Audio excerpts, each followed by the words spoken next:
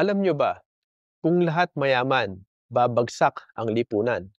Hindi dahil masama ang yaman, kundi dahil kailangan natin ang interdependence o pag-asa ng bawat isa sa iba. Ayon sa sociology, bawat tao sa lipunan ay may functional role.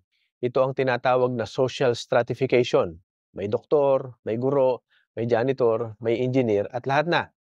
Kahit hindi pantay-pantay ang kita, ay may pantay na halaga sa sistema. Kapag nawala ang mga nagtatrabaho sa mabababang posisyon, titigil ang daloy ng ekonomiya. Sino ang mag-aalaga sa bata? Maglilinis ng kalsada o mag-aayos ng tubo ng mayaman kung lahat ay boss? Ayon sa World Bank, 60% ng GDP ng mga bansa ay nakasalalay sa labor class, yung mga manggagawang hindi executive pero gumagalaw sa araw-araw na operasyon.